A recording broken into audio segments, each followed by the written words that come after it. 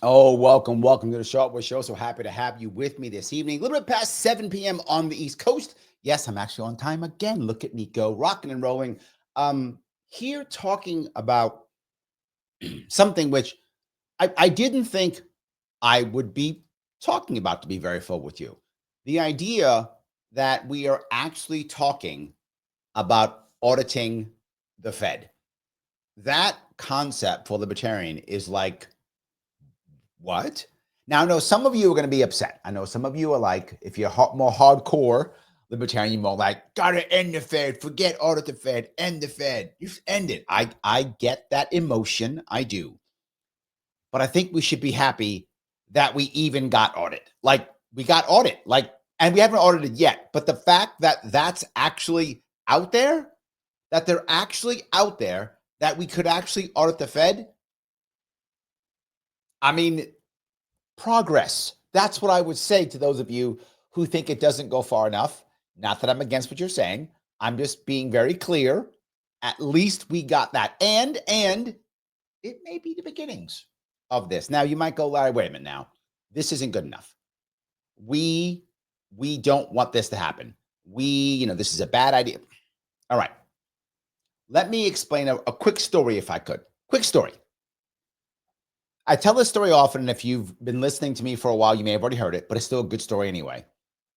I used to do a lot of training with New York City agencies. I would train them in leadership, things of that sort, emotional communication, things like that. That's what I do as my day job. So I used to do a lot of New York City agencies. And one day I'm doing one of the classes, and they knew that I was into politics, knew I'd run for governor, and I would never talk about it unless it was during a break and they brought it up. Otherwise, I never spoke about politics at all. I just did my job and I went home and that was it, right? That's what I would do. Well, one time it's during a break. And during a break, there's a bunch of them talking. Now, I want you to, if you can imagine the audience, the people in my audience here, they were, youngest is probably 30, oldest is probably 60. So between 30 and 60. So all adults. All of them educated. They all have credentials, right? Either not college degrees, some advanced degrees, but even if they don't have college degrees, most of them did, but even if they didn't, they still had some form of credential to be working for the city. So they were all credentialed, many of them with degrees, some with advanced degrees, all adults, all working for the government. And one of them, and they're talking about the Fed, and they're saying how they're so happy that we had the Fed during the 2008, 2009 crash because that's what saved us. They said that. I kept my mouth shut. I'm here to teach. That's my job. Bite my tongue. I'm quiet. One of them goes, isn't that right, Larry? And I was like, see, now you messed up. Nah, you should have just kept talking. But he said something. So I said, I was very calm. I said, you guys know the Fed is not part of the government, right? Like, what? So you know it's a private bank, right? What? Yeah, it's basically a private banking cartel. No, it isn't. No, it isn't. Yes, it is. Just, you have your phones, Google it. Like, no way. I said, Google it now. Google it. All of a sudden here. What? Huh? What? Huh? Oh my God. None of them knew. Let me repeat that. 20 to 25 people in that area between the ages of 30 and 60, all credentialed, educated, people who work for the government. Not one of them knew. They didn't know that. Yes, that's where we are. They didn't know. Then I said, it just makes money, right? What? Yeah, it just makes money. It prints money. It just printed money. Like, no, it doesn't. I said, you just Google it again. You Google it. Oh my God. Yes. I tell this story often because still to this day, most Americans don't know that the Federal Reserve isn't part of the government. They don't understand that it's a private banking cartel. That's what it actually is. And most people don't believe that, don't know that, couldn't imagine that. I'll go one step further. Most people in the press don't know that. Larry, how can you be so sure? Because as you know, I do press hits. I talk to people in the press. You see me on shows, you see me in the press. So I do that kind of thing. And I will sometimes bring it up and they'll be like, no, it's not true. Yes, it is. And they are, I'm not joking, they are political reporters. They are political reporters and they don't know that. Yes. Now, why do I bring this up? Because Matt, you have brought up the exact right answer. Matt says, how can they audit the Fed if it's a private organization? They can't. This is why I love the audit piece. You are correct, Matt. They can't just decide to audit it. That's not how it works. They're going to have to get some kind of a special order or warrant or rule or something to do it.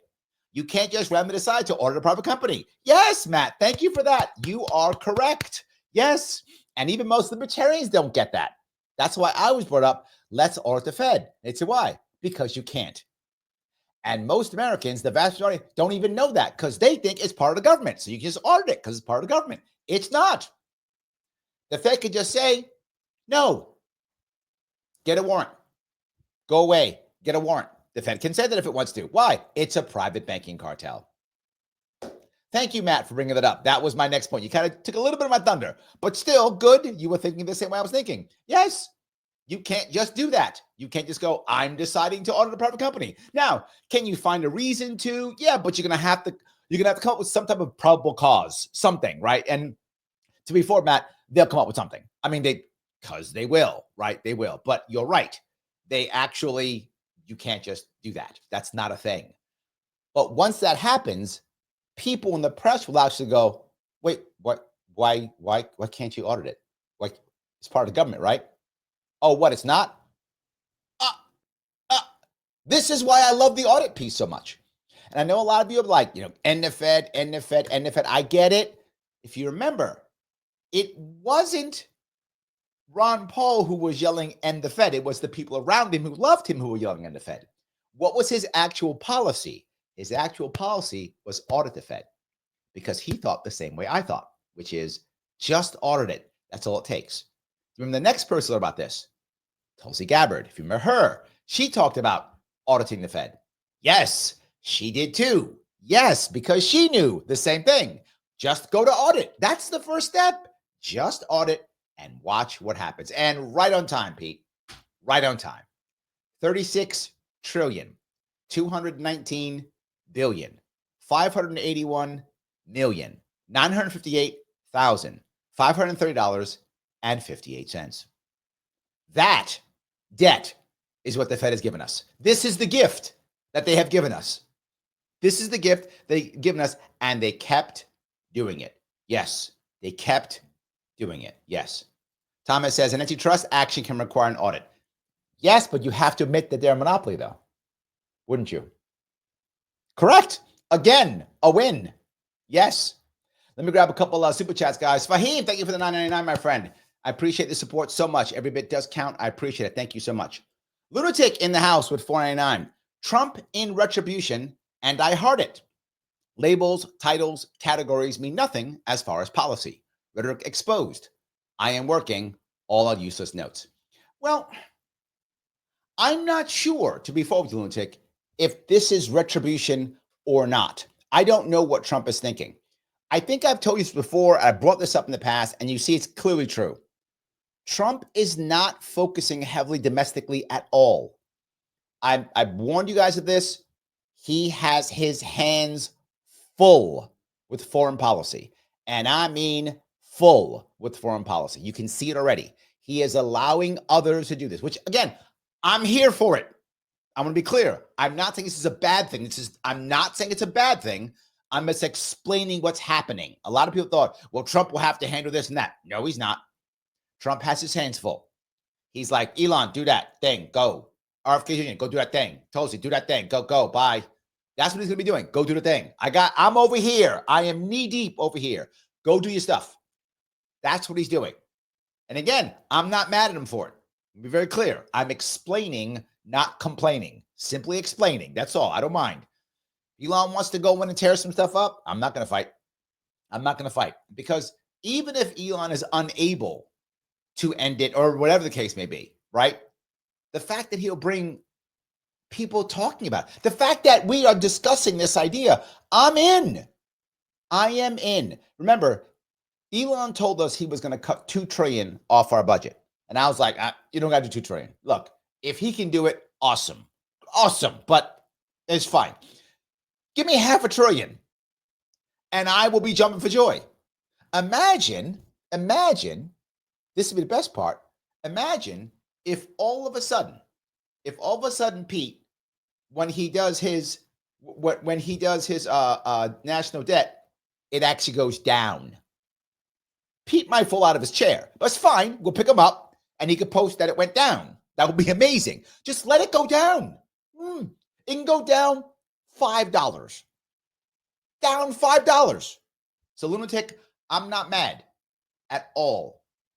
I'm here. I heart it too, as you say. I'm with you. I don't care if it's retribution or not. I'm not sure if it's retribution. He may just be doing it because he's like, look, if I throw this, there's an advantage if you've seen it already. The recent polling has shown, this is from like last week. I mean, it's very recent. Like it's last week, February 7th, I think it ended. So it's like a couple days ago. Trump is still doing very well. Now, Elon's going down a bit, right? But I'm okay with it.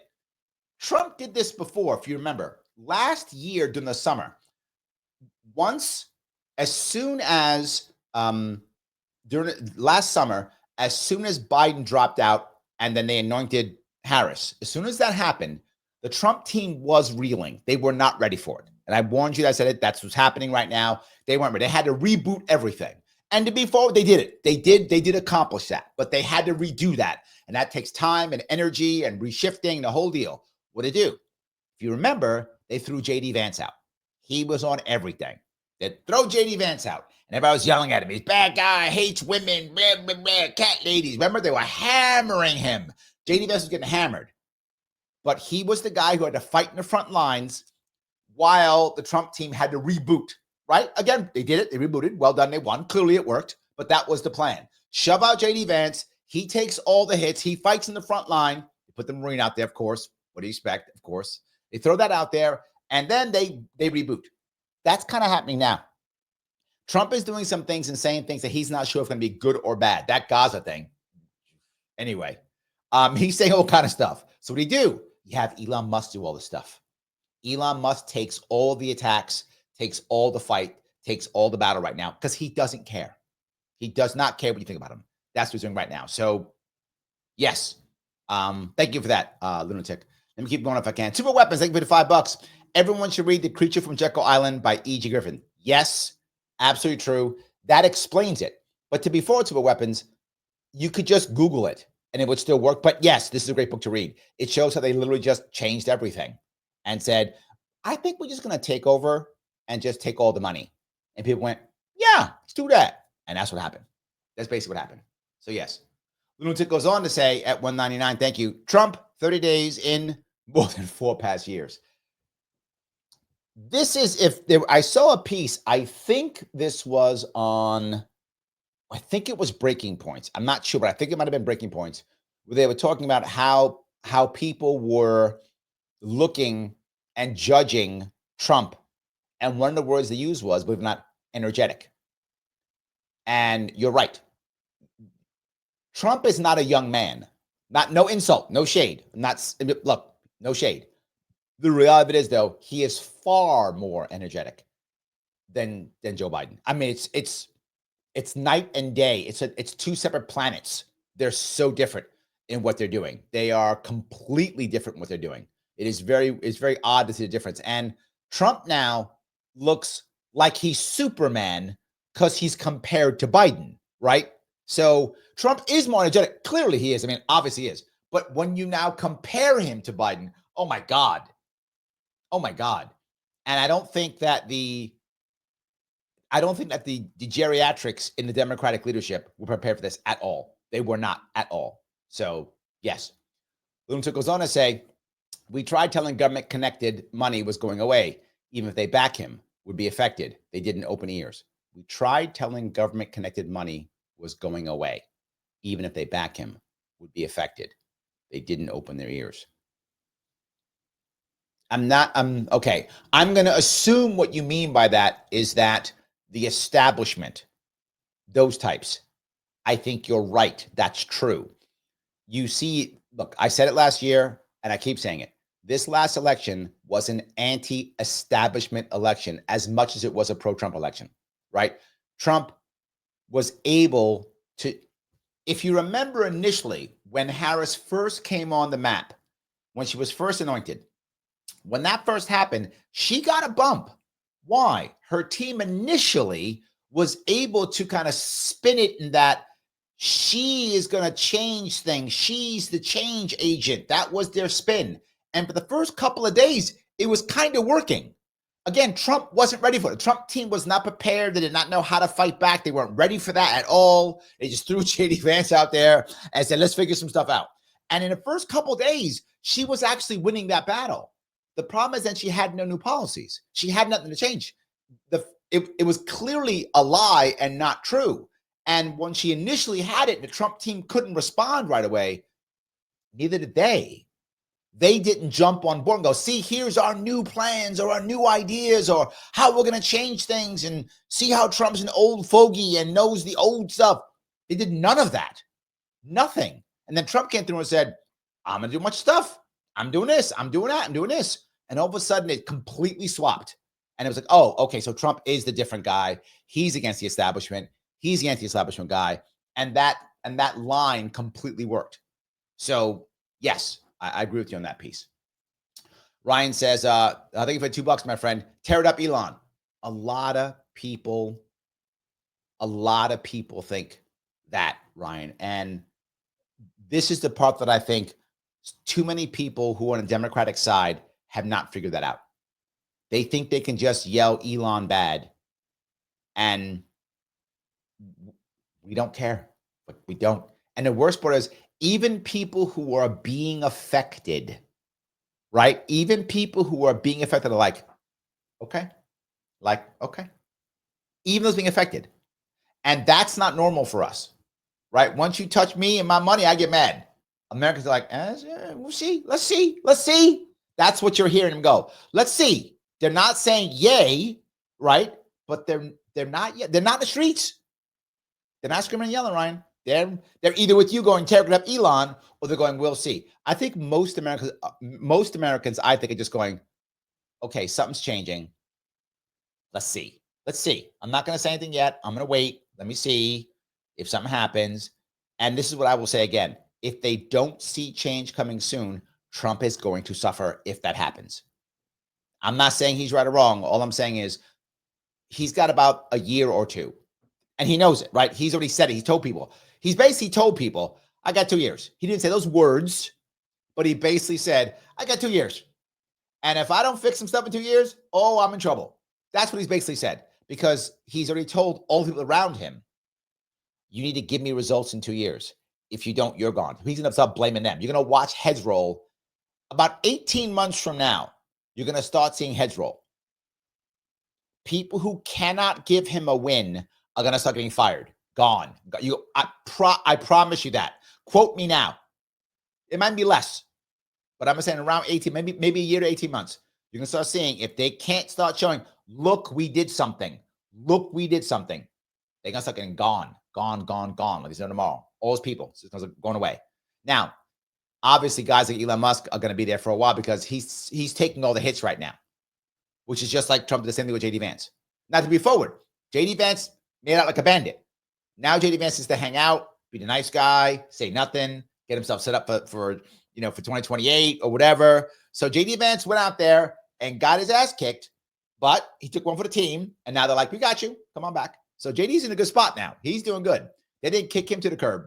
He's doing just fine right now. So anyway, yes. Lunatic goes back on to say, I told you if he won, you would see books confirmed. I think that's happening now. I agree with you. That is happening now. I think you're right, Lunatic. That is happening now. I agree with you. I think it is happening.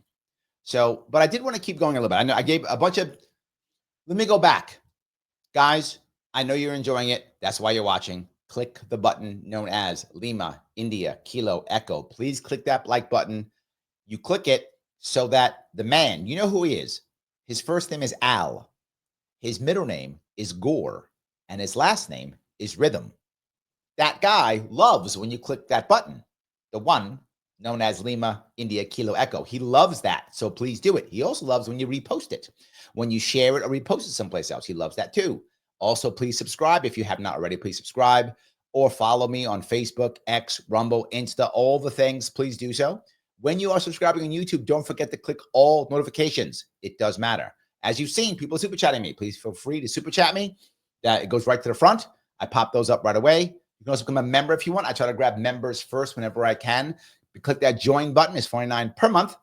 And the more we do that, the less I have to work. And boy, do I have to work, because I got bills pay like you got bills pay me too. We all got to pay bills. So yes, so the more this happens, the less work I have to do. As you guys know, I don't have a salary. I'm a consultant. So the more I work, the more I get paid. The less I work, the less I get paid.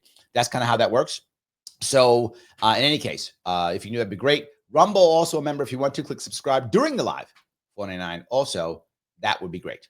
So all of that would help tremendously. And I do want to, if I can, I want to grab, this is from Instagram. Richard says, even the USAID money couldn't save the Harris campaign. You're not wrong, my friend. You're not wrong. Even that couldn't save. And there was like billions in that one. Didn't work. Wasn't enough. She did try, though. She did try. Poorly, but she did try. But she tried really poorly. So heading over to Rumble. And let's see. Joel says, the fair tax ends taxation of income, ends the IRS, repeals the 16th Amendment, untaxes businesses, better than tariffs, fully funds Social Security and Medicare. All of that is true. The difference with the fair tax, or the issue with the fair tax is severalfold. But the number one issue with the fair tax is if we do a fair tax, it is a massive cultural change. So I'm not saying you're wrong, Joel. I'm just saying that is a massive cultural change on Americans. Most Americans don't even know what the fair tax is. They wouldn't understand it. But all you're saying is true, but there's a lot of issues that Americans, our system isn't set for it. So maybe if we did it in a state or something, I don't know if you could do it in a state. I don't know how I'm not sure how you implement that. Right. But I'm not saying you're wrong. I'm just saying it is. And what I mean by that is, how do you get Americans to say, this is a good idea? Most Americans are just scared of something like that because they don't get it at all. So anyway, thank you for that. So what I wanted to keep going, if I could, I'll hold on another super chat. Thank you, Ryan. $5. Some members of Congress have never read End the Fed by Ron Paul or Basic Economics by Thomas Sowell, and it shows. If they did, we'd be better off. Yeah, the two about if you remember, Vivek was talking about a test, a citizenship test to vote. How about we have a test to become a congressman? How about that? Right? You can't have any religious tests. That's true. Don't make it religious. That's fine. How about that? Just you gotta like be able to read or something. I don't know. Not a bad idea. Or maybe if we didn't make it a rule, but you have to they'd ask that question, like when they go into the debates, they ask the question: have you read like Basic Economics by Thomas Sowell? What's that? Who's Thomas Sowell? Denied. Maybe we do that instead. That could work probably, right? There we go. Maybe. Lunatic says, thank you for the 999. End all Fed, extra agencies, best things all exposed, free markets coming, many talking on all avenues of the spectrum. Trump is winning with his appointees. This is bringing me back to hard work. And this is the point. You're right.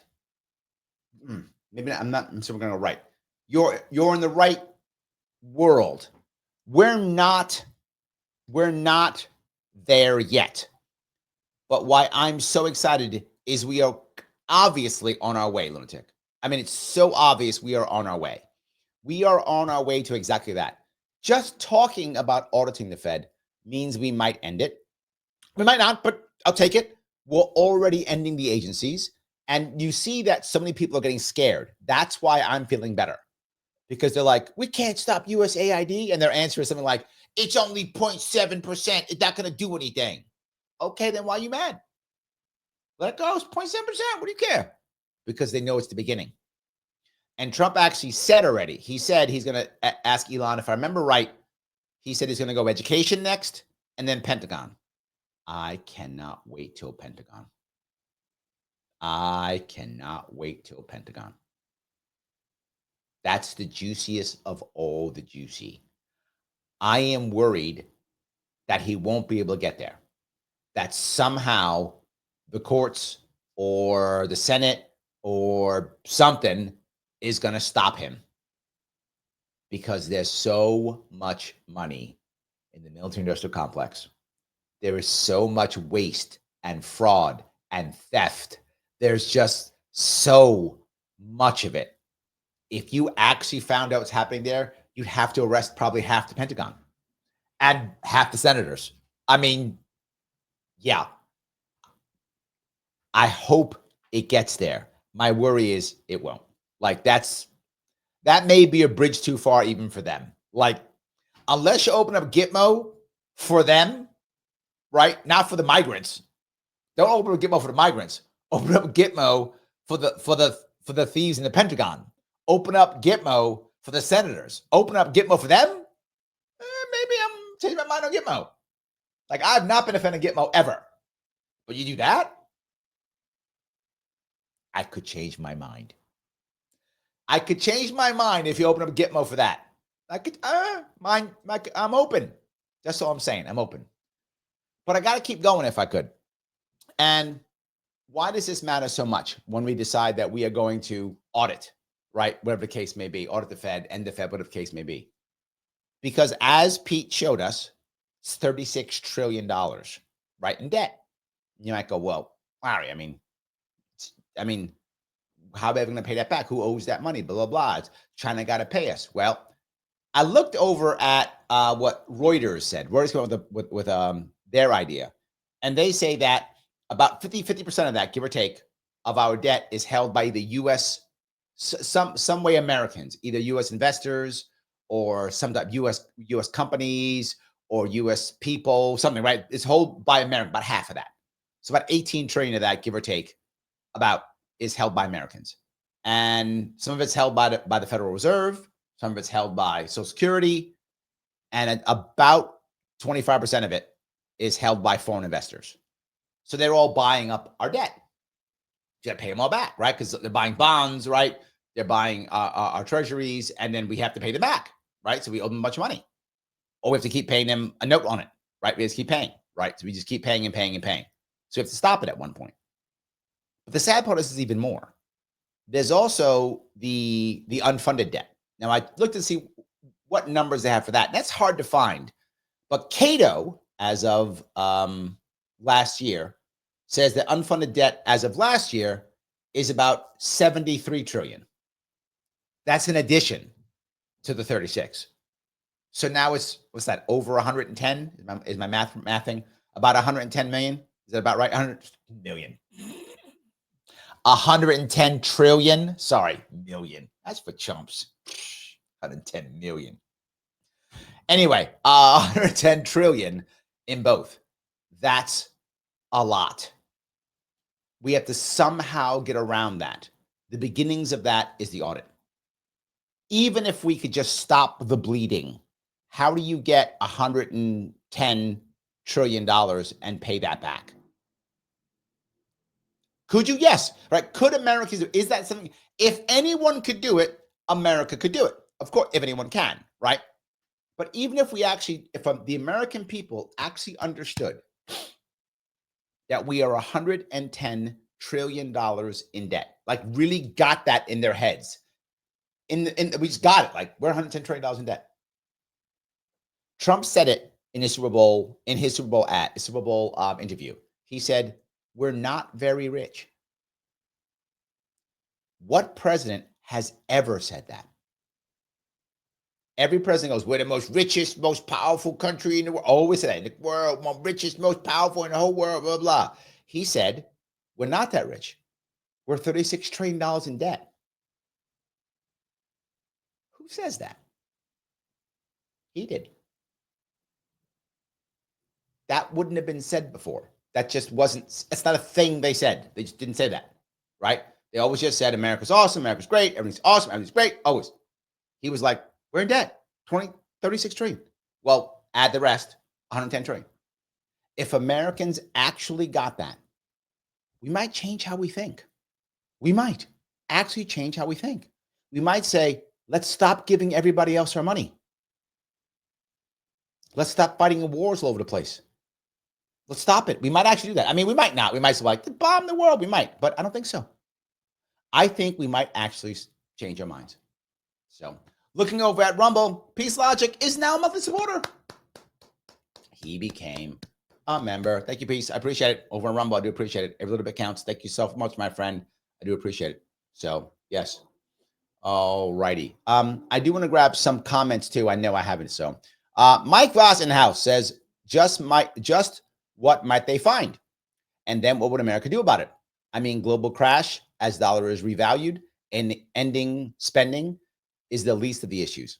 You know, this part I already like, right? If they actually audit the Fed and then, of course, go to the next level, which I hope is audit education, which is fine, whatever. That's not the biggest deal. I mean, that'd be a big deal, but not the biggest. The big would be Pentagon. If they found it, now at least Americans might, to your point, could decide, is there something that Americans are okay with?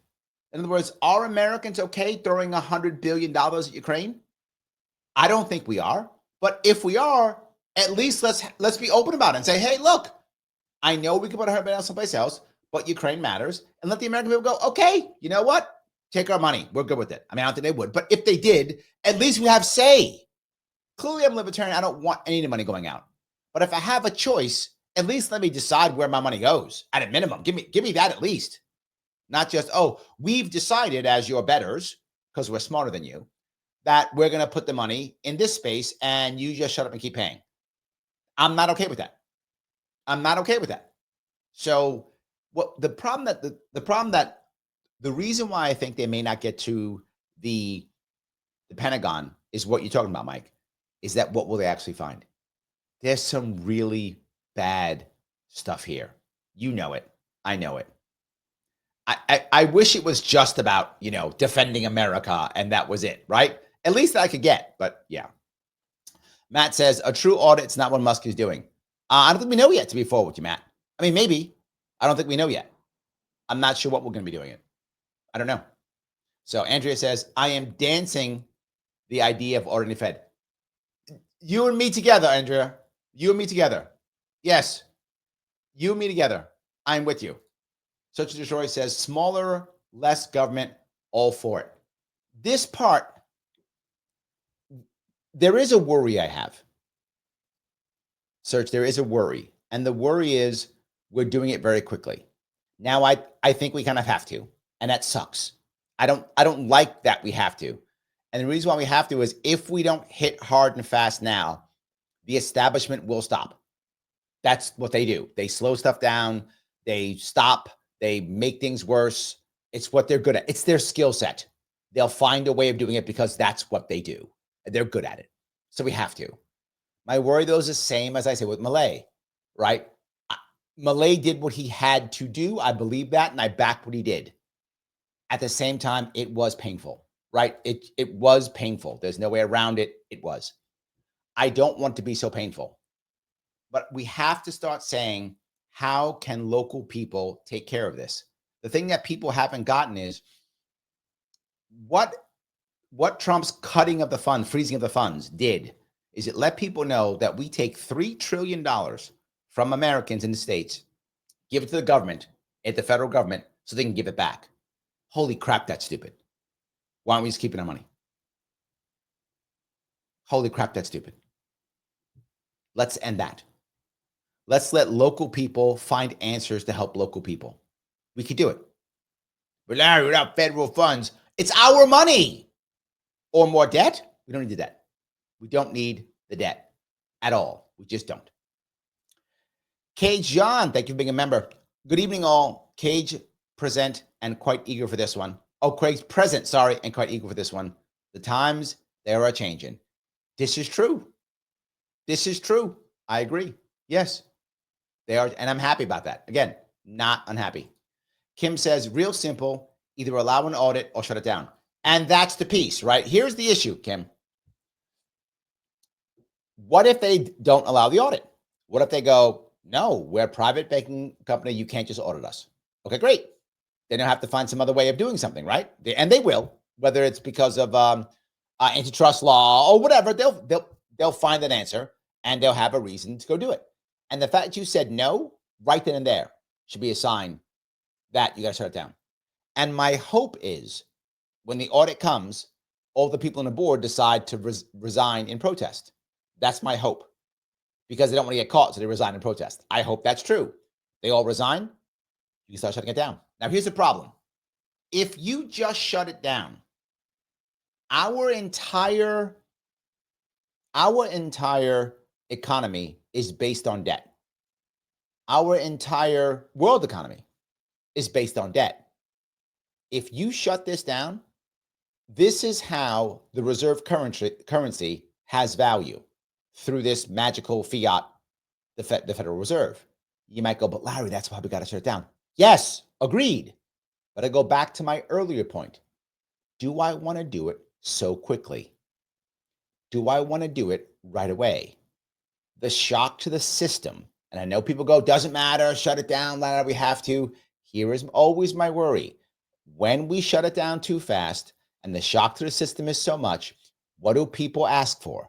Well, Larry, you see, they'll step up and they will, help out, blah, blah. No, they will beg for a strongman. That's what they will do, because that's what people do. And if they lean left, they'll try to get a more left-leaning communist socialist strongman. Lean right, they'll want more of a fascistic autocratic strongman. In that regard, they'll do that. They'll just go whatever side they lean. That's it. But they'll beg for it. Guarantee, whichever one they're accustomed to, they'll do that. That I don't want. So that is my concern. I agree what you're saying, Kim. I think we should allow the audit or shut it down, as long as the shutdown isn't tomorrow. I hope people like the Ron Pauls of the world, people who understand economics, and I don't know this well enough to have an answer. I don't have an answer for this one, to be very forward with you. But I hope they have a plan that says, yes, we shut it down over the course of X months or X years or whatever is the required thing. And then how do you begin to, at that point, prop up the money with something real, right? If you remember, RFK was talking about this last year. Last summer, he was talking about the idea of starting to back our money with both precious metals and cryptocurrencies. That was his idea. That may not be the best idea, but let's have an idea, whatever that is. Again, I don't know enough about that, but to get the right idea so that we can back the money and not just end it. And that may take months or years, whatever the case may be. That's the issue I am concerned about. So yes, with my caveat, if that makes sense. Yes, with my caveat. I'm going to head over to Rumble here. Let's see here. P says, I see a subscribe button. Hitting that keeps you in Rumble. Okay. What's the difference between locals and... Rumble and locals are connected, but they're two separate... There's still two separate websites. I do not go live on locals. I go live on Rumble. But if you want to support me, locals still does support me. So I still get supported by locals too if you want to. Yes. Straight Ann, thank you for the $2 over on Rumble. Who or what branch of government can shut down DOE or USAID or the Fed? USAID and DOE are both under the executive branch. So the executive branch could do it. Now, the argument is that they can't do it because it was authorized by Congress. So the argument is, no. He can't cut it because it's authorized under Congress. Congress would have to decommission it. That's the argument that Congress is saying. What Trump is saying is, no, it's under my branch. So I have control of that. You might have authorized it, but now it's under my branch. I can now decide what to do with it. That's his argument. And I think Trump's argument's winning, right? I think Trump's argument's winning. Will it probably go to the courts? It probably will. And the courts make their decision on what they think is the appropriate answer. But that's the argument for both of those two, right? The Fed, nobody can turn it down. Can they? Can they? I guess you'd have to have like a constitutional amendment, I guess. I don't know what you'd have to do. I think Congress and their same idea, right? I mean, except it's not under either of them. So I love it. Someone's got to just say it's gone. I would assume it would have to be the president, is my assumption, only because the president is the one who decides who The chair is. So I guess that's it. But that's about all. So yeah, that's the issue with the Fed. The Fed's not part of the government. USAID is part of the government, right? DOE is part of the government. And that's why there's that piece there. So I hope that was clear. Or clearer, maybe. But yes, we have a lot of issues to deal with. And if you have $36 trillion in debt, you probably don't want to default on that debt, right? And that's the problem. You don't want to default on that debt. You want to somehow figure out how to end that debt, how to pay it off and move on. Now, could you pay it off early, maybe, and cut some of it? Could you cut a chunk off of that? You could, right? I think we owe, like Japan, for example, $1 billion, whatever we owe them, $1 trillion. I think we owe them $1 trillion. I'm not joking. I think it's $1 trillion. And I think China's about the same in that area, about $1 trillion. Maybe go, you know what? I'll write you a check today for $500 billion. Have a nice day. Done. Right? So maybe you negotiate it. That's possible. But you don't just want to go, I'm not paying you. Particularly about 18 trillion of that is American held. You don't want to tell American companies, American people, yeah, that $18 trillion I owe you. Yeah, good luck with that. Probably not a good idea. So, I mean, we could, but I think you do need to somehow deal with that in some way, shape, or form, right? You don't just want to, you don't do that. Exactly. So Lunatic says, for $1.99, thank you for that super chat. Trump wins as dictator if dollars revalued. Okay. You bring up some good points, which I don't like you should bring them up, but you're still right. Americans right now, and you can see it, it is obvious. The idea that democracy's on the line, Americans don't care. Why? Because democracy hasn't been working for us. Because we haven't had a real democracy and it hasn't been working for us. So why do we care? And it may sound dumb, but if you're thinking to yourself, you understand, I watched MSNBC and they said X, that's because they're all privileged. Their life is fine. They don't care. They're paying their rent. Every one of those talking heads on TV, all of them make 7 figures a year. Every one of them makes 7 figures a year. They don't care. What do they care? They care about the stuff that keeps them paying their bills. They're good. Their bills are paid. They're good. They'll be fine. They're not worried about making next month's rent or where their insurance is going to come from. I don't care about that. So they can think about things like democracy and stuff like that as if that matters. First of all, we don't have democracy. But if we do have democracy, it's not working anyway. So would we take Trump or to be for anyone else as a dictator if they fixed everything? Yes. And that may make some of you angry. Still true. We would do it. We would do it. We would happily do it. As long as he was our dictator. That's all we care about. And I think America has shown that to be true. We're not mad. Elon Musk has walked in saying, I'm just doing stuff. And we're like, all right. Okay. I know what's happening now is not working. So let's give this guy a shot. Right? But they told us that there was going to be no elections. Did they tell us that? I think one's coming up here in New York. I guess they were wrong about that too, weren't they? Yeah. You're right, Lunatic. I wish you were wrong, but you're right. Duke of Hex, $5. The U.S. being the center of worldwide trade, the consequence of Trump's sledgehammer could cause a global catastrophe that may not be worth it. Maybe. That is my worry, Duke. You're hearing me. I do have a worry. What is very common for people, and Trump Trump is doing this now, which is when someone wins as decisively as Trump won. I know some of you saying he didn't. You're fooling yourself. He did. And even if he didn't, the whole world believes it. America believes it. Only people who don't believe it are people on the left who are mad. He won decisively. He's acting accordingly. The country's accepting it accordingly. And even with everything he's doing, he still has a very good approval rating, still to this day. Elon's losing a bit. Trump is not. I mean, you can just see it. The polling's out. I'm not making this up. It is true. He is. And my worry is, to your point, Duke, he goes too far. He's like, I can do anything. I'm amazing. I can buy Gaza and displace 2 million people, right? Shit like that, right? That's my worry. He thinks that's okay. Now, is it possible he could pull that off? Maybe. but that's going to cost him a whole lot of political capital that he probably shouldn't be using there. Use it someplace else, not there. Go someplace else. That's what I think, but we'll see. My point being, I think you're right. If he goes too far and America has to default on its loans or something like that, you are right. It could make a global catastrophe. If that happens, the people are going to beg for dictators, and they're going to get them because there's always a dictator ready to come. There's always one ready, guaranteed. There's always one ready. And the last thing we want is German dictators. That does not go over well, in case you didn't know that from the past. And they're about ready. AFD's about ready to go. So we don't want that. That is a bad idea. We don't require more dictators. I agree with you. It could be a problem.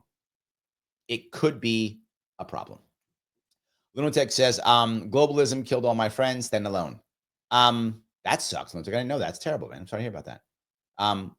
Globalism has made a lot of Americans suffer. That's true. We were not prepared for it. We didn't do a good job of it at all. And it made a lot of people outside of America wealthy. And it made the wealthiest Americans more wealthier. That's true. It did that. But for the average American, it did not help us much at all. I agree. So we have to fix it.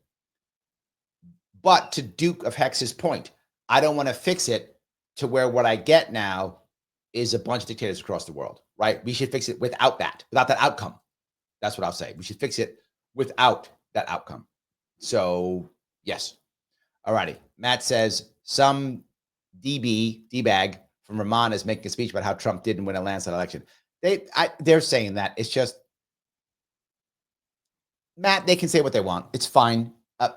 You hear all the time. You hear, I know Crystal says it on Breaking Points. He only won 48% or whatever. It doesn't matter. You can say what you want. The country believes it. Everyone believes it, knows that he's acting accordingly. It doesn't matter, right? It's true, right? You got a guy who literally was convicted of 34 felonies. He is a convicted felon. He's been impeached twice, right? That's a fact. He's a convicted felon. He's impeached twice. And he beat Harris with the popular vote. That's a fact. That's decisive. That's decisive. That's all I can tell you. That's all I can tell you. So, yes. All righty. Let's see if I can do this real fast. All righty. I will grab some more of these. I appreciate that, by the way. Mike says, this is bonus for Trump. He's living to promises. The dominoes cause his enemies to be exposed and crushed. Well, here's the thing that's funny is in that same, this is to your point, Mike, in that same survey that they did, that same poll, I should say, the same poll, they asked if Trump was doing what he said he would do. And like 75% said yes. See, again, you're hearing people who are mad at Trump say, this is not what we voted for. This is not what they voted for. The polling says, yes, it is. The polling says, yes, it is. There's a lot of cope. And I got to tell you, if you lean left or you're a Democrat, you need to talk to your people. And I mean it seriously. Talk to your people. Tell them to stop whining and complaining and to come up with some plans. Now, Hakeem Jeffries said some honest stuff today. He did. If anyone watched what he said, he actually said, I don't know what tools we have. He said that. Who said that days ago? I did. When they were saying we're going to do everything with tools, you got no tools. You got nothing. Democrats have nothing. They are devastated. They have nothing. Whining and complaining. If you're watching or listening to this and you're either left-leaning or you are a Democrat, either one of those two, you need to get your people to come up with some goddamn ideas. Okay, you hate the tariffs. What's your plan? Okay, you don't like him trashing DOE. What's your plan? Okay, he's dictator. Got it. What's your plan? The left has been screaming. The Democrats have been screaming that Trump's evil, bad forever. And America's like, we don't care. It's obvious it's not working. So this is to your point, Mike. I think you're right. Most Americans are saying he's doing what he said. They knew Elon was coming and Elon coming.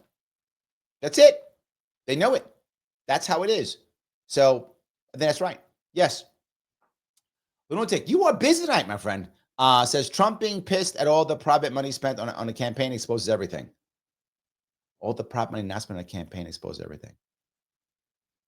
I'm not sure Trump cares about the private money, to be forward with you, Lunatic. I don't think he cares. I don't. I think he's trying to gain wins wherever he can gain wins. He is focusing heavily on foreign policy, which has taken him far longer than he thought. And he's admitted it. And so have his people. They've all admitted it. It's longer than they thought. They all thought they could do it faster. Like they're saying, yep, I did warn them. So now they're like, look, let's focus on that, because the foreign policy wins can be big wins. They really can be, if he can get them. They can be very big wins. But he has to get some short-term wins. And that's why he wants things like DOE, USAID, things like that, right? He does want to get some of those victories. I'm not sure he cares about the private money. I don't know. I feel like he may not care about it. That's all I'm saying. So Mike says, I heard a wise man once say the 80-20 rule. That's a smart rule. I agree with you. Nothing will be perfect, but it's in the right direction, not retribution, just getting it done. I'm agreeing with you. I am, as I always say, let's be cautiously optimistic. Trump could actually go too far and screw this up. He's just human. Could absolutely happen. I'm hoping he won't. Let's be optimistic, and let's hope that we get an audit of the Fed. Let's hope we get an audit of the Fed. Man, let's hope we get an audit of the Fed. I hope so. Over on Rumble, peace, laws. Thank you for the dollar, my friend. Interesting question. So our news, our politics, not to mention our personal lives, are affected by deception. True. Can't we make money doing and selling the truth? Are we affected by the mind virus? Yes. Right? Here's the issue. Most people think that truth is easy to find or clear. It's neither. Truth is always colored and murky. Always. The question is, do I know where the person's coming from? And do I know where they're going? Right? What am I trying to achieve and where am I coming from? That's how you can judge truth, if that makes sense. So the key to truth is not truth. It may sound weird, but hear me. The key to truth is transparency, right? All of you know that everything I say is colored by my libertarian views. Clearly, I say it openly. I tell you that. Of course it is. Of course it is. So you know where I'm coming from when I say things. So you know that I'm not just supporting X, just supporting Y. You know that. I tell you that. And I tell you where I want to go, where my goal is. I tell you that too. So I hope that the truth is easier to hear from me because you know where my head is. And you could even say, okay, Larry's not lying to me. He's wrong because X, Y, Z, right? I don't think he's right because of this, but he isn't lying to me. He's telling me his truth. He's telling me the truth. He's telling me what he knows to be true, what he believes. He's telling me that. And now I can judge whether I'm going to accept that or not, even though he's not lying. I don't think anyone can always be telling the truth, meaning always be right. But can they be telling their truth all the time? Sure. I think that's possible. And can you make money in it? I guess so. Let's just keep trying to see. I'm trying to get more people. Can I make money in it? Let's see. Why don't people become members and then we'll make money on it? See, you're doing it already, Peace. We're making money on it already. Yes. Become a member, guys. $49 per month. YouTube, if you would, membership. Do that. We can make money on the truth like Peace wants us to. Let's make peace right. Yes, absolutely. And also super chat me. I appreciate every super chat as always. But no matter what, guys, click the button known as Lima, India, Kilo, Echo. Click that button. It makes Mr. Rhythm really like it a lot. So please do that. So yes. All righty. Grab some more of these. All righty. Search says, I don't even consider Biden's presidency valid since he was not elected, in my humble opinion. But he was the president. So whether you would feel that or not, he was the president. I mean, that's true. So my head, whether was or wasn't, I mean, I think it was. I think it was. But even if you don't, he was still elected. Then I think that's still an issue. So yeah. All righty. Phil says, I'm late, lol. I was explaining free market economics though. That's a good excuse. Phil, good excuse. I like that. That is definitely a good excuse. Yes. Straight Ann over on Rumble. Thank you for $2. Elon posted a few changes that the U.S. Treasury and Doge agreed on. Also posted an estimated $1 billion per week of fraud. Wow. $1 billion per week of fraud. $52 billion a year in fraud. Wow. Wow. Well, there we go. Already. If we could just get rid of that, that'd be nice, right? Again, let me look. What I would love more than anything, look, I'm not going to be greedy here. I would be satisfied if Pete puts up the numbers one week and they went down. Shit, numbers went down. It'd be great. Just let them go down once. Yes, 100%. So I think that will be amazing. Let's hope that happens. That would be great. All righty. Over on Instagram, MetaMock says, let him cook. My issue is that both parties have a different view to fix things, but neither side is in power long enough to get their agenda done. I'm glad Trump hit the ground running. This is such a common thing. Is it Metamotox? This is such a common thing that people keep saying that, right? I agree completely. Rick says it here. Rick says, Dem voters are jealous that their champions don't pull out all the stops to keep what they promised during the campaign. Yes, constantly. Rick, the amount of people who have left the Democratic Party and gone further left because of that, millions, maybe hundreds of thousands for sure, maybe millions, but surely hundreds of thousands of people in Americans have literally left the Democratic Party and gone further left because of that right there. Because Democrats say, we're going to give you all these things, and then when they get in power, there's always an excuse, and nothing happens. Republicans do it too. Don't get me wrong, they do it also. But Democrats have left the Democratic Party and gone further left because at least the far left will promise a solution. They will promise a solution. Democrats promise nothing. Or if they promise, they're going to lie. They're not doing anything. You're totally correct. This is a big deal. And they are jealous. They are angry. And my point, Rick, is stop complaining and whining. It doesn't work. Instead, come up with a plan and show how your plan is better than Trump's plan. So when you can yell and go, Trump's doing this crazy thing, you go, okay, what's your answer? Trump is bad. No, here's what Trump should be doing. Boom, boom, boom. Right? And if you happen to watch Bill Maher last Friday, he actually talked to the DOE. He talked about the Department of Education and how it is failing. He said, it's broken. It's failing. Maybe it should go away. This is Bill Maher. He said that.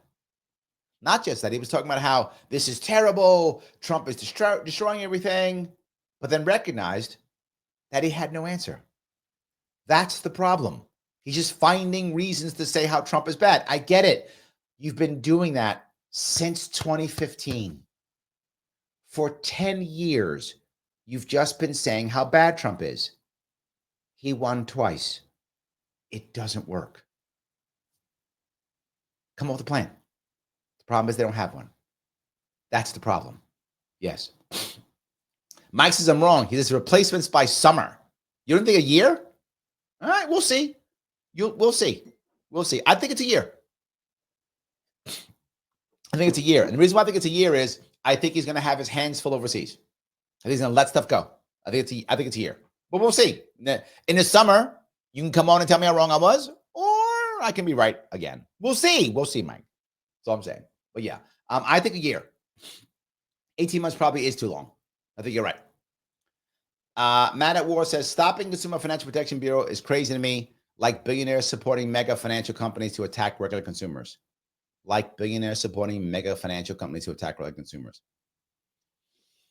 Yeah. Yes. I think you may be right. I'm unsure the details on this one. But I could see that, yes. I could see places like this being collateral damage. I could see that. Definitely could see that. It could be true. I hope that's not the case, but I do think that could happen. I wish I had another answer for you, but I think you could be right on this one. It's possible. Yes. So, all righty.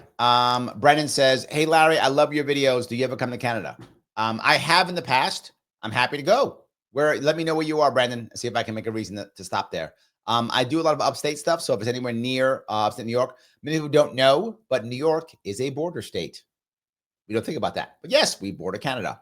So it's very easy for me to get to. I can get to Ottawa, Toronto. I can get to Montreal. These are all within the within driving distance from New York State border. So yes, all of them are. There we go.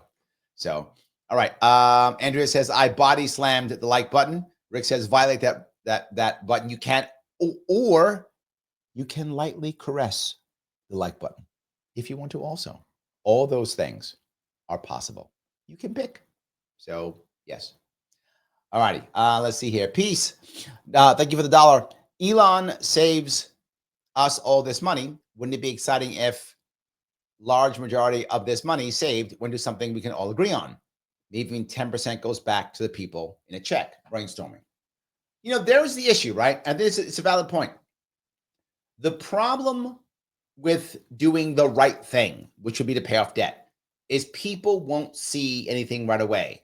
To bring this up, Peace, when I ran for governor in 2022, I had to admit to people that I couldn't deal with New York State's debt. New York State's debt's about it was like $400 billion, something like that. It makes the way the same. I don't know. It was about $400 billion.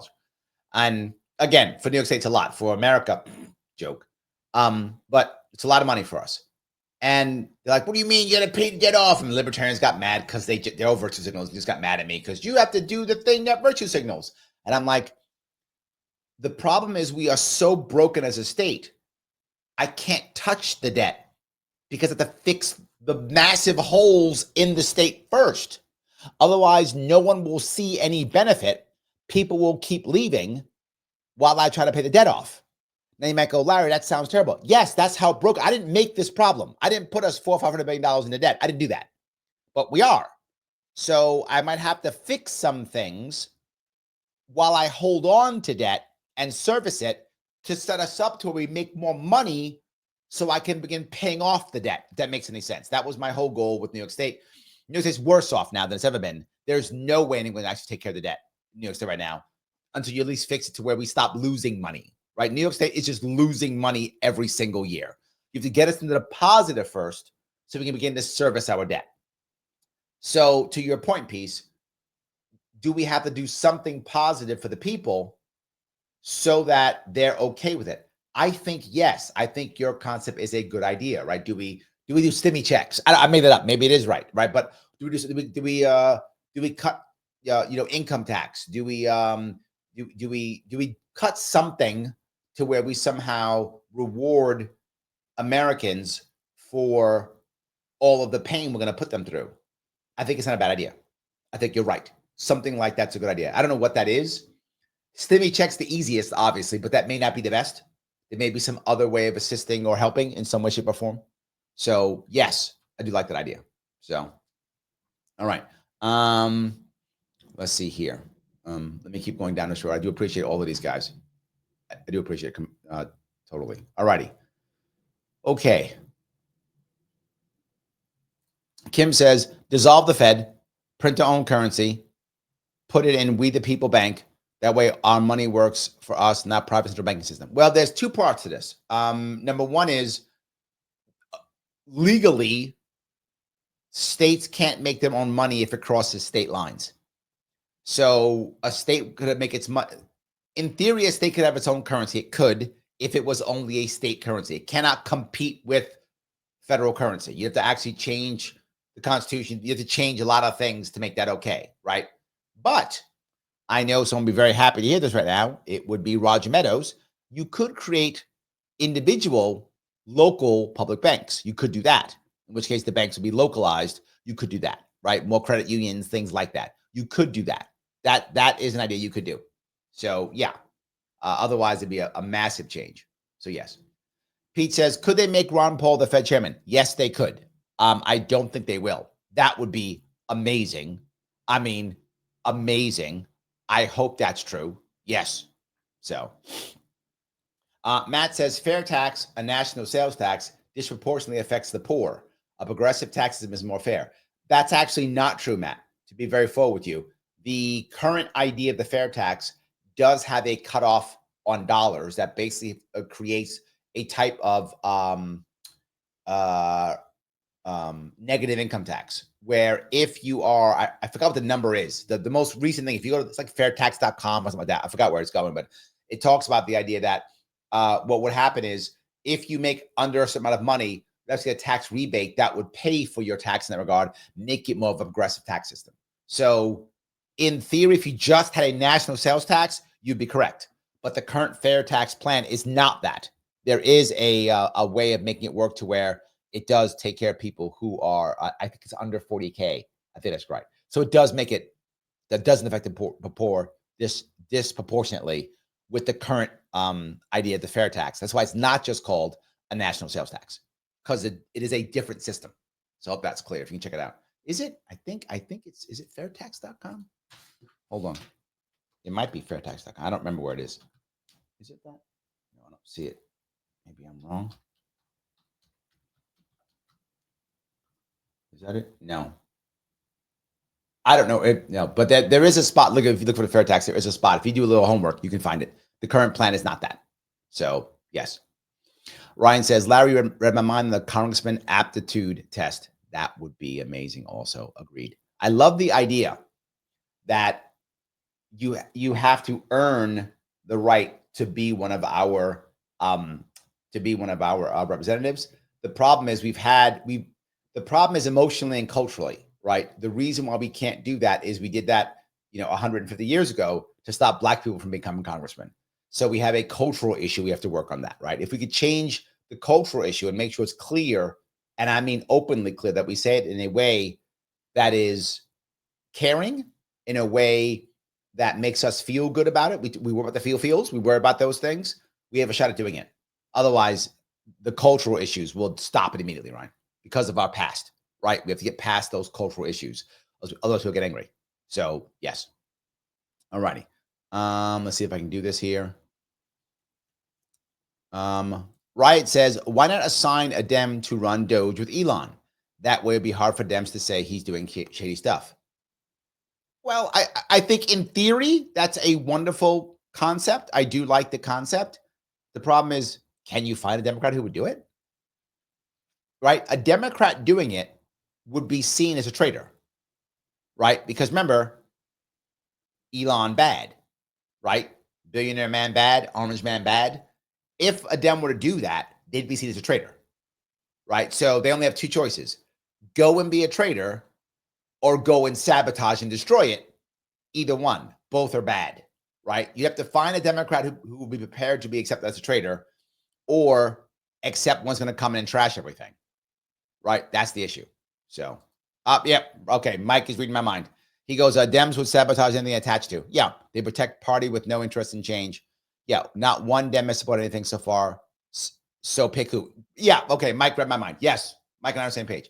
I mean, again, I like the concept. I do. The idea is a wonderful idea. In practice, how do you implement it? Who are you going to pick? I mean, maybe Fetterman? Maybe. I mean, but even that's a stretch. Maybe. I mean, you would think, one would think that Bernie would have been a good guy to do this. In fact, Bernie, theoretically, is the perfect guy to do it. The perfect guy. But in reality, he would never do it. That's a fantasy.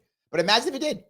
That's like only Nixon can go to China, right? Bernie doing this would be like a Nixon going to China. It would change everything. But that's a fantasy. So I guess, again, the concept, good concept, just not really, not really able to do anything. Chris says, Larry, I really enjoy your show. Keep fighting the good fight. I truly believe that all this corruption is being untangled because of RFK Jr. He's an incredible human being. He really fought. I'm going to tell you the truth. You're right. You're right. Why do I say that? It all began, the entire concept of a unity ticket began with RFK Jr. You can go, that's not true, RFK. You are fooling yourself. You cannot believe if you don't want to, but that's the truth. RFK Jr. was the beginning of the unity ticket. When that began to happen, Trump saw what happened and watched how those people came flooding to them. He saw it. He's like, damn, this guy shows up and I got more people. Okay, I like this. I can win. Let me see what Toast's doing. Oh my God, let me see what Elon's doing. Boom, everything started coming. He's the beginning of this. He's the beginning. You are correct, Chris. And some people go, no, it's not true. You are fooling yourself. It's obviously true. Look back at it. It's about RFK Jr. RFK Jr. was the reason for this. It's why the Democrats hate him so much. They know that Trump does not have a decisive victory without RFK Jr. He might have still won the election. I'm not saying he wouldn't have won the election. I don't know that. I haven't looked at the numbers. I have no idea. But I am 100% sure he does not have a decisive victory without RFK Jr. Without a decisive victory, he can't do what he's doing. Without RFK Jr., Elon Musk doesn't do what he did. Right? Once RFK Jr. does what he does, that becomes okay for everyone else to do it. That's when it becomes okay from him doing it. Now they'll go, okay, let's do it. Not just that. RFK Jr. made it okay for Democrats to vote for Trump. Made it okay. I heard them. Chris, you heard them. They're here. A lot of people are watching right now will tell you, I didn't vote for Trump. I voted for Bobby Kennedy Jr. I just voted through Trump, but I voted for Bobby Kennedy Jr. Literally hundreds of thousands, not millions of people did that. Millions, probably 3 or 4 million people did that. They were like, no, I'm voting because RFK Jr. 100%. Yes. And that unity ticket concept came because of that. And you hear people on the left go, there's no unity ticket. Again, you're fooling yourself. It absolutely happened. Remember, these are all former Democrats. Where was unity ticket on the left? There was none. The Democrats didn't have one. Democrats didn't bring in Jill Stein. They couldn't because they didn't believe anything Jill Stein was saying. Imagine if the Democrats had brought in Jill Stein. Imagine if Democrats had actually had just run a primary and kept RFK Jr. The Democrats had the original option, not because they didn't want to do it, but they had the original option to have a unity ticket. The Democrats, if they wanted to, could have run a primary, could have brought Marianne Williamson in, could have brought, Jill Stein in. They had that option. They were nowhere near going to take it because the Democratic Party has become the establishment party. So they would never do that. But they had the choice. They had the option. And they went, that's stupid. And then Trump went, I'll try that. And boom, there it is. You are correct, Chris. This is because of RFK Jr. That's just true. I know some of you don't like it. Doesn't change that it's true. Doesn't change. That's true. All right, let me see if I can grab some of these super chats. Somebody popping up. I gotta start grabbing these if I can. All right.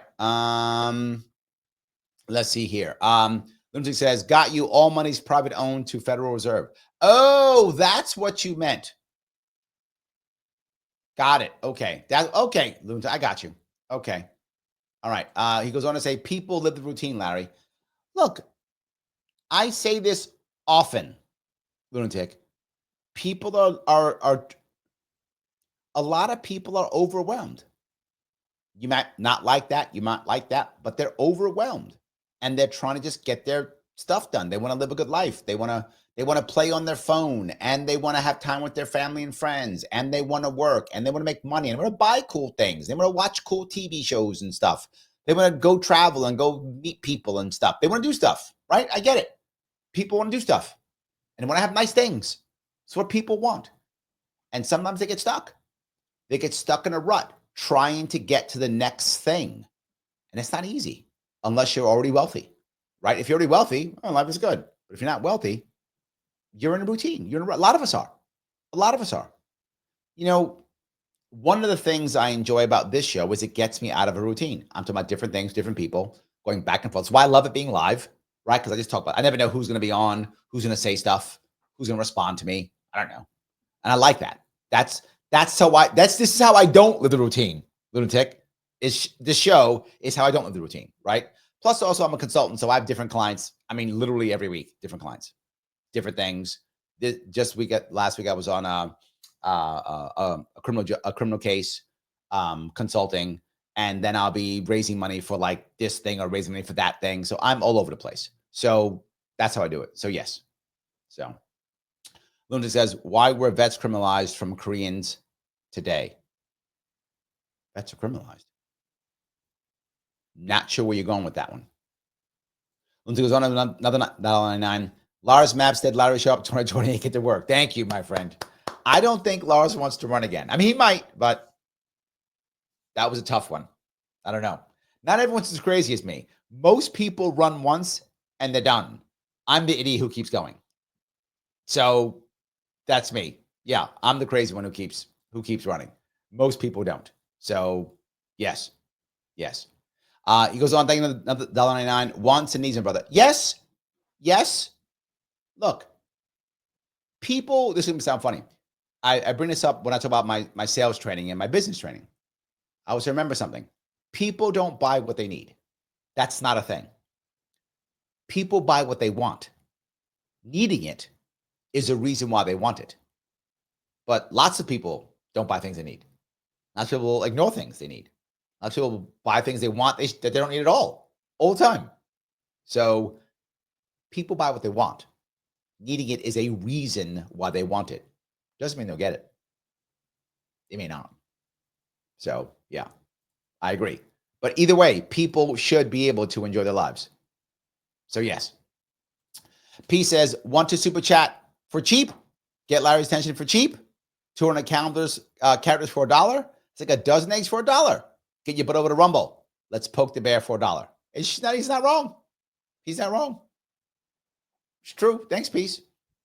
He's not wrong. I'm just happy you guys are chatting. That's all I care about. So yes, I appreciate that. I'm just happy we're chatting. So yes. All right. Grace says, Larry, would you accept if they made you the Fed chairman? 100% yes. 100% yes. They'll never do it, but yes, of course I accept that. Vivek says, fairtax.org. Thank you, .org. Thank you. I said .com. Thank you, Vivek. Yes, it is fairtax.org. Thank you. Yes. And Joel says they called it a pre-bait under the fair tax. There we go. Pre-bait. Thank you. I'd forgotten what it was called. I knew it was something like a negative income tax.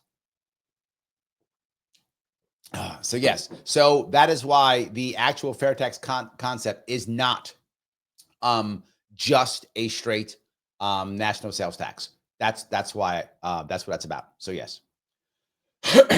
Ingrid said, if the federal government paid the debt down, would the state governments follow? My fear would be the reverse, Ingrid, because the problem, and I mean this seriously, my fear will be the reverse.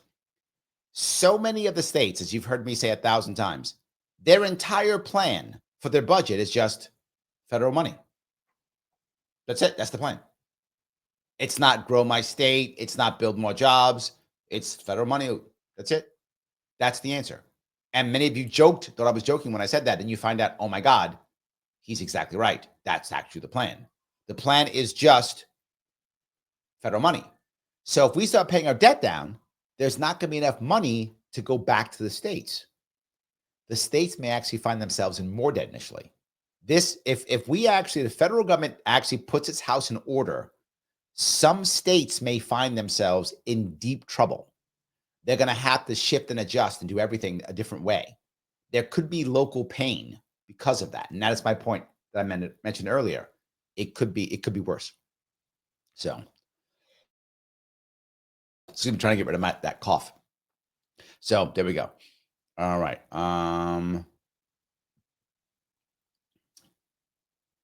All righty. Phil says the only problem with national sales tax is the new national tax. It's a new national tax. We're likely to get both, not a replacement. Not a constitutional. Yes. Yes. The only way you can bring in a fair tax if you get rid of all the other taxes. Yes. The problem is, you're right. We probably won't. We probably won't. So yes, I apologize. I gotta cough for a bit. I can't get rid of this damn cough.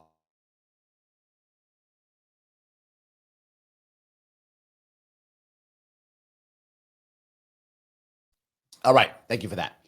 All right. Peter says, Larry, does the Libertarian Party have an economist that would want to work with Musk and Doge? No, not at all. Libertarian Party is we're about one thing and one thing only. That is virtue signaling. So that would actually do something. So the answer would be no. The Libertarian Party wants to virtue signal. That is the answer. And since they won't virtue signal, there's no need for them. So that's all. Peace over on Rumble says, Liberty, you are being too optimistic. If you wouldn't mind, please calm that uplifting mood. Please, more drama. See that, Liberty lady? That Liberty lady is being too nice. See that? More drama. Make things worse. Break things a bit. That would be great. Make things terrible. Everybody wants that. That's the real answer. I'm teasing, obviously. So, yes. Alrighty. Grab a couple more of these. Matt says, I voted for Bobby, baby. Yes, you're not alone.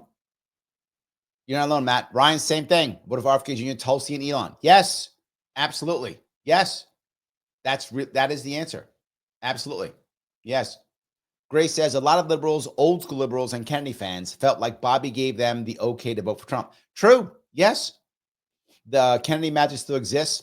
I still crush on John Jr. That name has weight. It's true. Yes. 100%. 100%. Yes.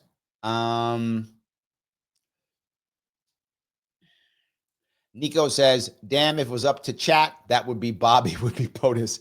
That's true. Yes, 100%. Look, a lot of people still wanted to be president. It's true. Absolutely. A lot of people still wanted that. Yes, absolutely. Thomas says, fair tax prebate brings progressive tax benefits to the poor and working class individuals and families. The formula is on Fair Tax's website. Yes, which I just checked is fairtax.org. I thought it was .com. I was wrong. It's .org. Vivek squared us up with that one. So thank you for that, Vivek, for letting us know that's what it actually is. Joel says he's not overwhelmed. He's just whelmed. Well, a lot of people are. So, yes, a lot of people are. So, go a couple more of here. Phil says, here to bring the normies. Bring more normies. We need them. I hope this is a show that you can bring your normies to. I hope it is. I hope it is a show you can just bring normies to. They can ask questions. We'll talk. We'll have conversations. And I try to talk in a way that people can understand. I hope so. That is my goal. Straight Ann over on Rumble for $1. Thank you. I'm old. I vaguely remember Reagan admin was worried about making the dollar too strong. Is that a thing? Of course, it's always a thing, right? You always worry about whether your dollar can be too strong or too weak. Of course, you worry. You want to find the right spot, right? Of course. So, of course, you do. But yeah, Reagan was concerned also. I mean, I'm not too young for that. He was my first commander in chief. That's how old I am. I got straight in by a couple years. Yeah, when I did the Marine Corps, Reagan was my first commander in chief. So, yeah. Thomas says Mike Chermott is an economist that would be good for the Doge team. Agreed. I hope that he will get a position someplace. That'd be nice. I don't know if he will, but yeah, I hope that he will. That would be. I know Mike. I like Mike. I hope he's able to get a spot somewhere. That would be amazing. That would be. I hope he can do that. I really do hope that would be an amazing thing if he can make that happen. I'm not sure he can. I know that he's interested. I know he'd say yes if they give him the opportunity. I know he would. So, yeah, I do hope he gets it, and I think he has a shot. Maybe. Nico says RFK v. Trump was the fight I was rooting for. Was out there getting snitches before the lady sued him off the ballot. Yeah, for those of you who are Democrats or who lean left, either one, the reality of it is the Democrats could have fixed this just by running a primary. I know I keep saying it, but every bit of pain that Hakeem Jeffries is in right now, when he openly says, do we have any tools? I don't even know if we have any tools, right? It's his fault. He's the reason. He could have just forced him to have a primary, and it all goes away. All the pain goes away. Again, it is still possible that Trump would have won. That's still possible. But he would not have been decisive without RFK Jr. and the rest of the team. It would have been a regular, whatever, normal Republican win, like in 2000 or something like that. But it wouldn't have been decisive. And he couldn't get away with everything that he's getting away with now. That's the issue. So, yeah, I think your point's valid. Joel over Rumble says, I've been putting Larry Sharpe Facebook profile link in my comments on Hochul's post, hoping to bring some supporters to the Sharpe side. Thank you very much. I appreciate that. Every bit does count. And I am still looking at running in 2026. I'm hoping I can make that happen. I'm not sure if it's going to make any sense. I don't know if I can raise enough money and enough support to be forward to. I don't know if I can. The problem is people are leaving the state left and right. I'm hoping that we can gather enough people, enough interest. I'm hoping that we can. That's what I want. We'll see if that happens. I really do want that to happen. I hope so. So, yes. All righty. Let's see here. Roy said, 100% Larry, Trump was running since before he left office, while Harris only had a few months and made many unforced errors. She wasn't battle tested because you said no problem. Agreed. I mean, I don't think that, and a lot of people think this, I do not. I don't think Trump was inevitable until Biden decided, I'm going to stay until last minute. Once Biden decided to stay until last minute, that's when Trump became inevitable. Prior to that, he wasn't. I think you're right. Look, if they had a primary, as I said 1,000 times, and I'll keep doing it, either Harris would have become a better candidate. I don't think that would have happened, but that's one option. She would have become a better candidate, in which case she would have won the primary, been battle tested, been a better candidate, had an actual plan, had an actual team, hopefully had some actual plans that she could do something, right? Hopefully have those things and be able to battle Trump. Option one. Option two, she loses the primary and someone else wins, whether that would have been Kennedy or Dean Phillips or whoever. I don't know who would have won, but somebody else would have won. Whatever that issue is, that person would have won. They would have been a better candidate, right? Clearly, because they would have beaten Harris if that would have been the case. But not just that. What if you have that and now you have Marianne Williamson in that primary and she loses, but now you bring her aboard, right? Not just that. Now, RFK Jr., if he doesn't win, if he loses, you bring him aboard. Now the unity ticket becomes the Democratic side, not the Republican side, right? So absolutely, running a primary, Trump could have been beaten. You don't run a primary? No chance. And that's what we saw. And that's why before, right before I was saying Trump's going to win this thing, right? I was saying it because I knew it was going to happen 100%. So yes. Let me grab a couple more of these. Merlin says, running again, woohoo. I didn't say that. I said, I'm looking at it still. Yes, absolutely. Mattawar says, Trump's attack on LGBTQ and creating a faith office concerning to me. It's not a place to tell them how to live. Also, abortions, there's a line somewhere. This is the issue we're finding, though. And this is the thing that I get here. He's actually not attacking the LGBTQ. He's really just attacking the T. I'm just being forward with you, Matt. He's really only attacking the T. The rest of that he doesn't care about. He cares only about the T part, right? There's like 5 there. Only one letter he cares about. He cares about the T part. That's it. That's who's attacking. And you might go, well, that's still terrible. Agreed. I don't want to attack anybody. But I'm just saying, you're saying it's that. It's not that. It's just one. And sadly, for the T of the LGBTQ community, Americans are like, ain't worth fighting for. Sorry, not worth it. You're going to pay. Sorry, not worth it. Yes, and you might be mad at that, but that's where America is. They're like, we have problems. If that group has to pay, guess they're paying because we don't care.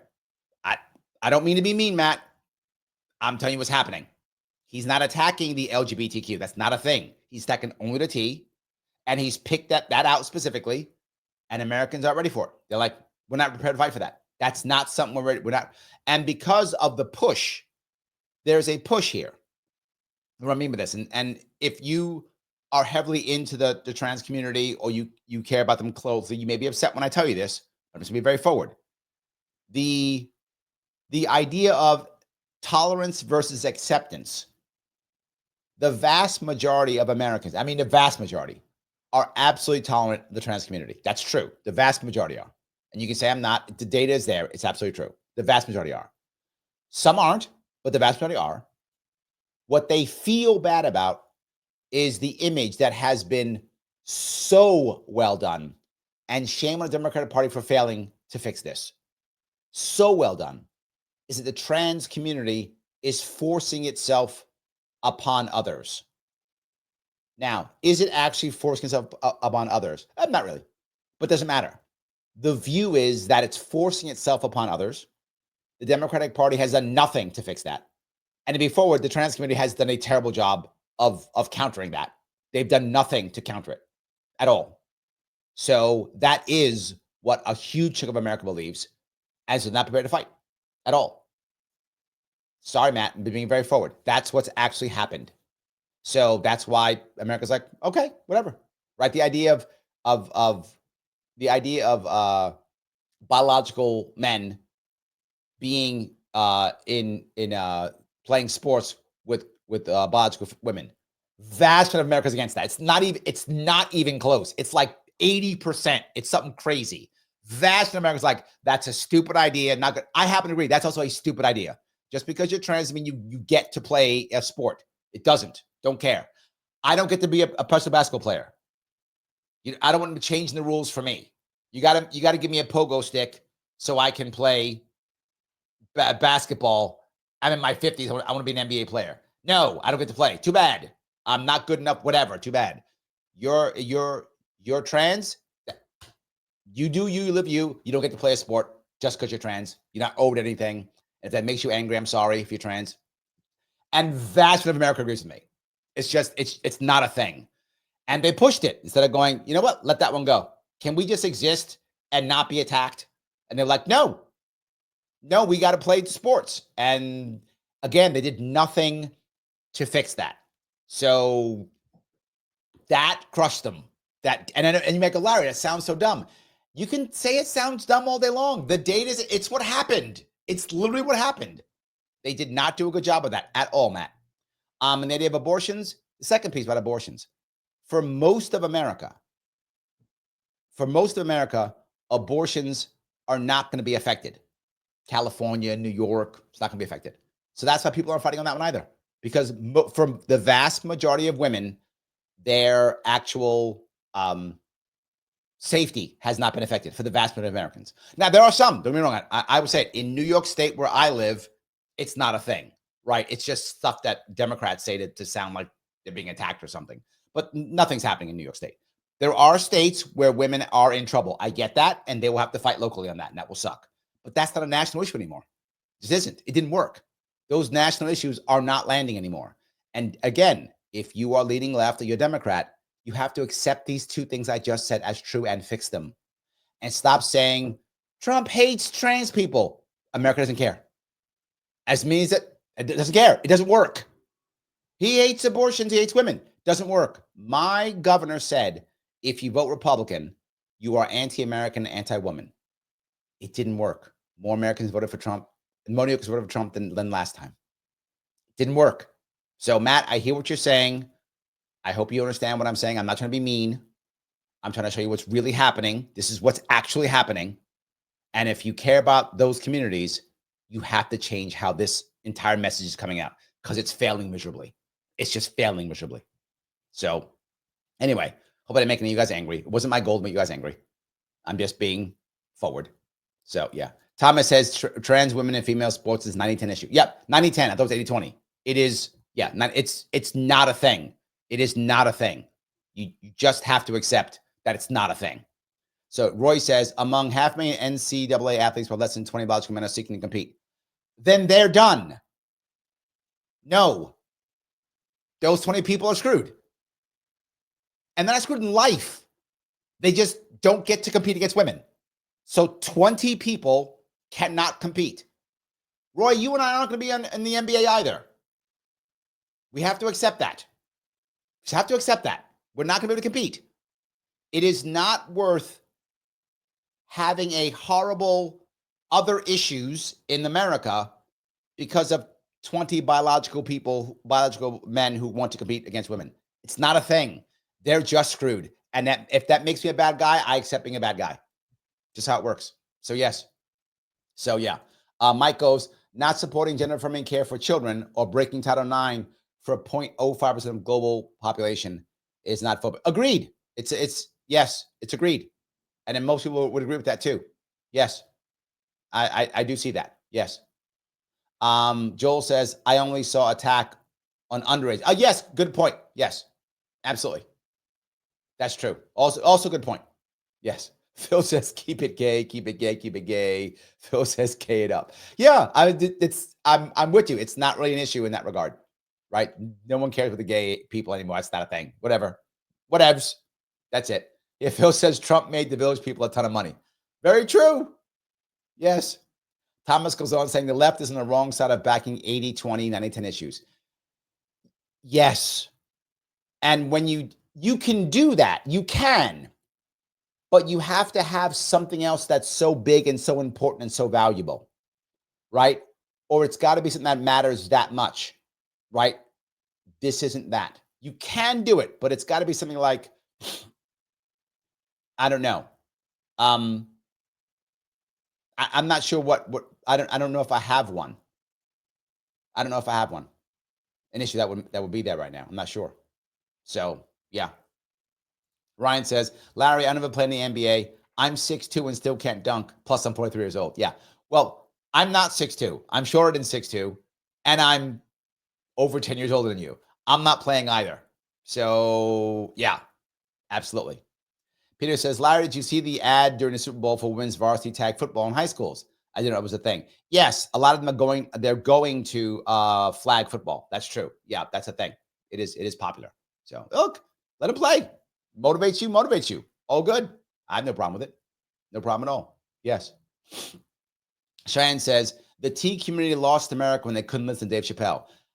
I got to tell you, Cheyenne, you are correct. That was a turning point. When Dave Chappelle was telling jokes about the trans community and they immediately attacked him, the amount of people who turned against that community, yes, you're right. That was a big deal. People like, what? He's telling jokes. He hammers what? And you're mad at Dave Chappelle? And he's funny. And he's not even anti-trans. And I know a lot because what happened is once that happened, other celebs came out and they said it's open season on the trans community. I think you're right. They should have just went, whatever, tell jokes, move on. They did not. It's a valid point. That may sound silly, but these are cultural issues. A lot of this is cultural. And at one point, you got to be like, yeah, all right, telling jokes, move on. And they didn't. Absolutely. Phil agrees. He says, definitely, Chen, Chappelle's a Monday prophet. Yes, that was a bad thing. Should have just left it alone. Should just left it alone. Let Chappelle tell his jokes. Move on. You have other things to deal with, other issues you're dealing with, trans community. This was not the place to go. And they went down. They thought, we can beat anybody. No, you can't. No, you can't. And now you're losing. You know? Roy says, being made fun of by Chappelle is a promotion. Every group could benefit. Yes. Yes, it should have been like, oh, he's making fun of us. We're real now. Yay. That's what he should have done. Yes, 100%. I completely agree. So, Peace, thank you for $2. Are we getting a pogo to play basketball? Me and you, Peace. We're gonna play. Yes, you can play for the Wizards. I'm gonna play for the Knicks. We're gonna get pogo sticks and play. We're gonna fight them. We're gonna sue them. They're being discriminatory against us old guys. Yeah, discriminating against us. Absolutely. That's so silly. So Joel looks like Joel's over on Rumble says, I have a crush on Marianne. She's good looking, rich, and crazy. Yes to all those. I have met her more than once. I had dinner with her last summer. She's also brilliant. She's also very, very smart. I don't know if you know her well at all, Joel, if you have met her. She is very smart. So she is all those things and very smart. Yes, all of them. I am a fan of that, even though we don't have the same politics in many ways. Still a fan. I would have happily supported her in the Democratic Party if she was been running for something. Absolutely. Yes. So let's see here. All right. Cheyenne says, and he forced the moment of silence upon his audience. Yes. But that's okay. That's okay. I'm totally okay with that. I'm totally okay to do that. Yes. All righty. Let's see here. Matt at War says, Joel, he's trying to move trans women to male prisons, regardless of whether they had a surgery or not. A V coding is an issue. Oh, I don't really know about that, to tell you the truth. But again, my point, Matt, being is sadly, a lot of people in the trans community have they've lost the narrative. And you might not think that matters because of whatever is reality or such. It does matter. The narrative does matter. It does tremendously, right? I talk all the time. People tease me and go, but facts. And I would say feelings matter. And this is heavily about the feels, Matt. It's heavily about the feels. It really is. And it may not be great, but it's true. Alexa says, I can't get behind teaching people that parental rights are fascist. That wasn't the piece that went too far. This was the part that the first piece was the sports. The second piece was what you just brought up, Alexa. The idea that says parents don't get to know if their kid wants to transition. It wasn't that the kid couldn't transition. That wasn't the issue. It wasn't the kid couldn't change their name or say they were a boy or a girl or whatever. That wasn't the issue. The issue was, well, because the parents may disagree, therefore the parents don't get to know. That was a bridge too far for a lot of people. Because what wound up happening is this started affecting kids. And once they started saying, well, now you get to play in the sports when they're kids, they might go, well, it's sports. Why do we care? Well, a lot of people, particularly teenagers, they have to compete. Girls compete so they can get scholarships so they can go to college. This is their future. Now you're messing with a kid's future and their parents. And you can mess with parents and they might get mad. They might not. You mess with someone's kids and the parents are pissed and they're going to fight. And they are going to fight, Alexa. You know that, and that actually happened. And so that was chunk number one, which was the kids playing sports. You mess with kids. Then you're saying, oh, if my kid transitions, I don't get to know that they're transitioning. So now you're my parent, you're my kid's parent. I don't own my kids anymore. Now you got parents mad again. And then you add on top of that, you start adding that, remember the story time thing, which is messing with kids again? Oh my God, was that bad timing? So now what do? You scare all the parents into action. Why are you messing with our kids? Leave our kids alone. Leave our kids alone. How can you win that? And somehow that community thought, oh, we're powerful, we can win that. You can't. You cannot win that. And we've seen it. You can't win when you're in any way, shape, or form threatening children. You cannot win. It was silly to even imagine they could win. That was a terrible thing. There's just you cannot win that. That's not a winnable fight. And they fought it and they've lost and they will never win that. They just won't. It's unwinnable. It's unwinnable. So yeah, this is why that group is getting so hammered and now being ignored, because you just can't go there. It's a place you can't go. That's all I'm saying. It's a place you can't go when it comes to the kids. So anyway, I've yapped away on that piece. Guys, I haven't asked you, so I'm going to ask you now. Please click the button known as like. I know I bug you on it every time. It does matter. Please do so. If you are watching on X or Facebook, whatever the case may be, please repost this or re-X this or put it into like, I don't know, a Facebook page or something like that. Copy it if you can. It does matter. Every little bit that we can get this posted someplace else is going to help. So please do it if you can. I always like when you subscribe. If you have not, please do so already. Also, please follow me on Facebook, X, and Rumble. Following does matter. It's very important. I appreciate all your super chats, and membership matters. $49 per month. Click that join button. Every single time you do that, it gets more people to jump on board. More members matters. It does matter for this so it can grow, right? So it can grow. I do think this is important. This is an important show in my view. Clearly, I'm biased. It's my show, so clearly I'm biased. But it doesn't matter whether I'm biased or not. Yes, this is an important show. It's a show that everyone can have an actual conversation.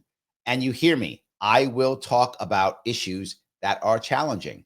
I will talk about race. You see me do it. Talk about gender. I just did it. I will have those conversations. Some people will feel weird and won't like it, but I'll still have it. I'm not going to shy away from it. And you can tell me if you think I'm wrong or you have a concern on it. We'll go back and forth. I don't mind it at all. And I will go out of my way, if at all possible, I will go out of my way to be as polite as I possibly can. So I hope you guys get that. Peace. Thank you for $1 over on Rumble. What we forget is that we are all children. Some have more years, but we are all the same kid that questions everything. Oh, that's so sweet, Peace. I like that. Yes, that's awesome. I do like that. Yeah, we do question everything. Yes, that's awesome. All righty. Colleen says, thanks for keeping it real, Larry. Love your show. Oh, thank you, my friend. I do appreciate that. I am trying my best to keep that going. So to the best of my ability. So guys, I do want to say thank you so much for tonight. I'm going to let you guys run. I will be back on tomorrow at 1 p.m. Eastern on my radio show tomorrow at 1, and then again tomorrow night at 7. So I'll have 2 shows tomorrow, and then one more probably early on Wednesday too. So at least 3 more, if at all possible. Guys, once we're done, once this is over, please do me a small favor, if you don't mind, and put in the chat after this is over, what was your favorite Chappelle moment? Dave Chappelle moment, your favorite Dave Chappelle moment. I will see you all very soon.